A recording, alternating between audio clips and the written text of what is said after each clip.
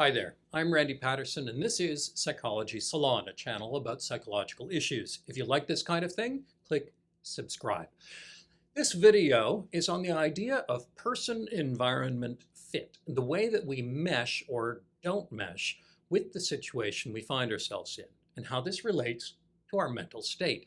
And I'm going to start with career issues, but where I'm really headed is to what everyone calls a mental health crisis in modern society. Stay with me, I'll get there.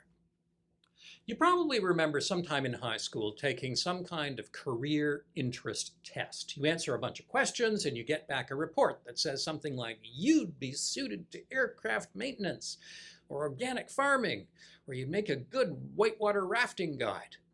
Now, no one has ever told me they picked their career based on one of these things, but I'm sure someone somewhere did. Whether they work or not, these tests are based on the concept of person-environment fit.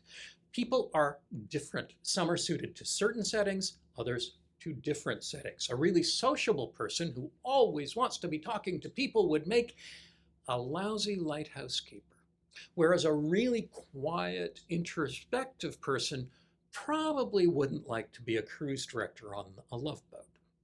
It doesn't mean that either of those types of people are better than the other. It's just that their personality suits them better to some settings than to others. I think of those baby toys, the round peg goes in the round hole, the triangle one goes in the triangle hole, and so on. And our idea is that you'll generally be happier if you're setting meshes like a set of gears with your personality. When you think of that concept, person-environment fit, the term comes up most often in the context of, guess what, career planning. But it also fits with marriage. If you're straight, you're not going to be suited to a same-sex partner. If you're gay, things might not go so well with an opposite-sex one. If you're a quiet homebody, you might not want to be with a wild partier. We don't need a partner who's exactly like us, fortunately. We can grow a little from the differences between us. But it helps if we're at least somewhat alike. People often say opposites attract. What they mean is opposites might attract in a bar, but they don't necessarily do too well in a 40-year marriage. Okay, so where is this going?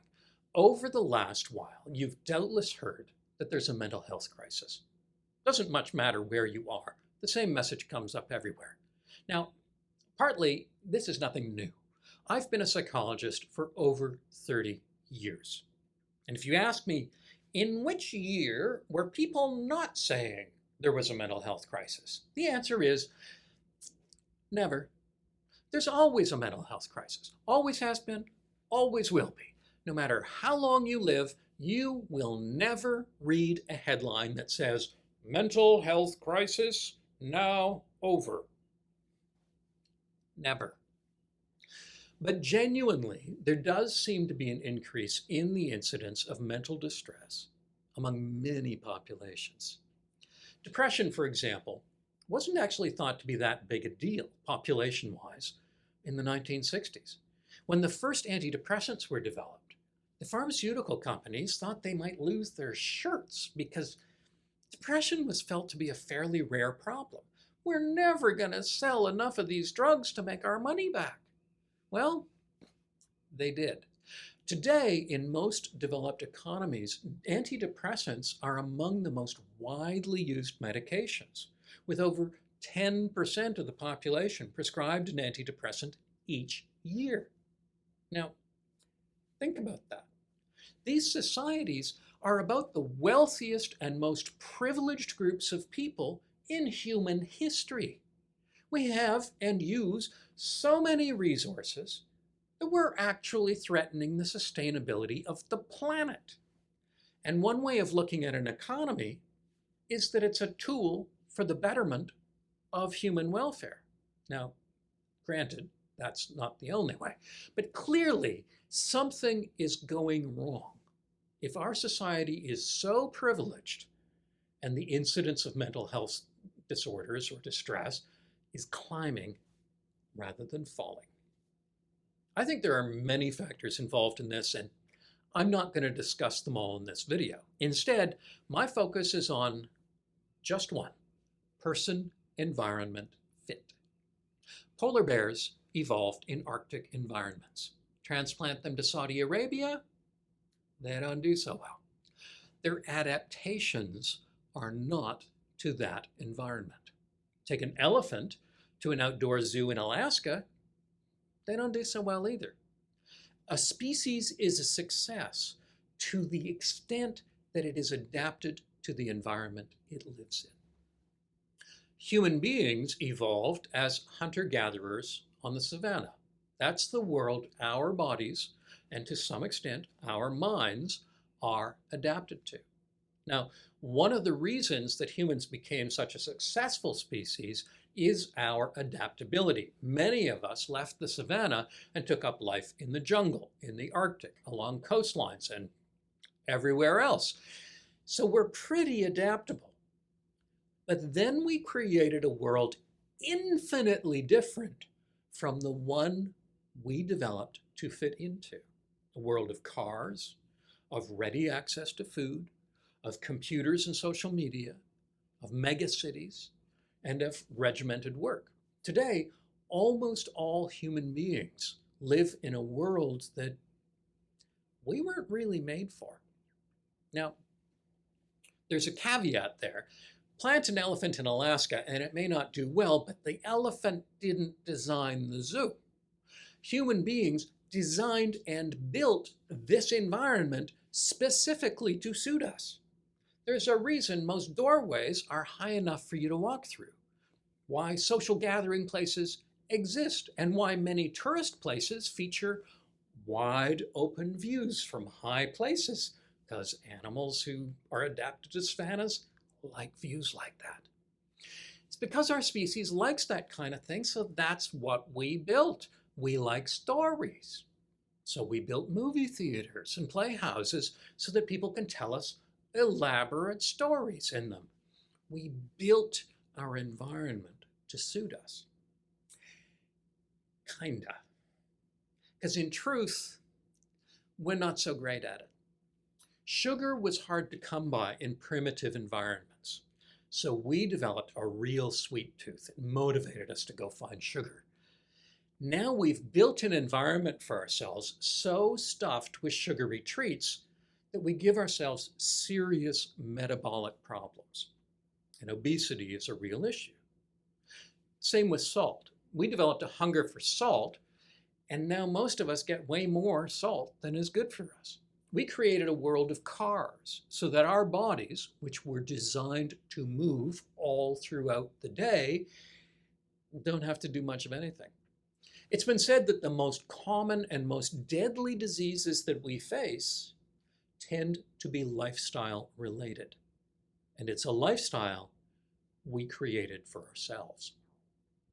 20 some odd years ago, we created smartphones, which in some respects suited us so well that they quickly became essential.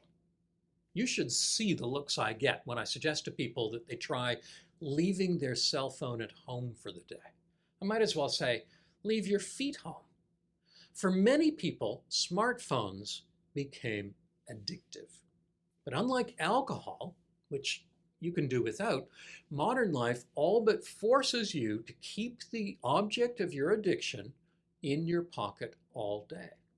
Imagine how successful alcohol reduction plans would be if we said, oh, and by the way, here's a bottle of gin I want you to sniff every 6 minutes. Which is, by the way, approximately how frequently most Americans look at their phones. So, mental health problems. Why are they so prevalent? It's not because there's mental health disorder germs everywhere. One reason that they're so prevalent is that we have accidentally created an environment that is simply not mentally healthy for us. We need a good attention span to solve almost any complex problem in our lives. And we've created a distracting environment that erodes attention spans. We evolved to be in mid-sized social groups. And instead, we fetishized privacy and isolation. We compensated with social media, where everyone we compare ourselves with seems to be doing better than us. We created 24-hour news media. And as a result, we feel we are constantly surrounded by danger and tragedy. Our psychology, our emotional life, simply does not fit the society that we built for ourselves. And the result seems to be that our ability to cope is breaking down. The traditional solution to this is that we need more and better mental health services. But no study has ever found that increasing mental health services has resulted in better population-wide mental health or well-being. Individual, yes. Population-wide? No. Mental health services cannot make up for the problems we have created, and they never will. No drug, no therapy, no eye movements, no screening programs are going to resolve this problem. What can an individual do? On a societal basis, this is really limited. On an individual basis, you can work to create a life that fits human psychology and well-being a little bit better. You can build exercise into your life, even though you have a perfectly good vehicle just sitting in the garage. You can prioritize actual face-to-face human contact. You can set limits on internet usage on your devices. You can turn off the screens for most of the day. You can build a tribe. You can spend much of your time in the natural world. You can eat based on what your body needs, not what's advertised to you. You can override the part of your brain that wants to accumulate objects, knowing that it developed in an environment where gathering was how you survived. You can do any of 100 things that we know serve human health and well-being in your own life, in your own family. And for many people, we can stop thinking that the problem is we have a mysterious mental health disorder causing us to react in an abnormal way to the world around us. Actually, many of our reactions, including distressing ones, might be perfectly normal given the life we're leading. It's possible with effort to improve our own person-environment fit. We can look consciously at what actually serves a human being and what actually serves this particular one, and create an environment and a way of living that suits us a little better than the one we got just by following along with the dictates of society. Not many of us want to live as hunter-gatherers on the savannah. And we don't have to. We can still have our refrigerators and our warm showers, but we can recognize that some of the distress we feel isn't about our inner faultiness, our inadequacy, our disease. It's because we don't fit in. And in many ways, it's because nobody does. There are other videos on this channel on the psychology of everyday life. Click the subscribe button for more. I also have an online course site, psychologysalon.teachable.com, with programs for professionals and for the general public. And my book, How to Be Miserable, 40 Strategies You Already Use, is available from online booksellers. Thanks for watching.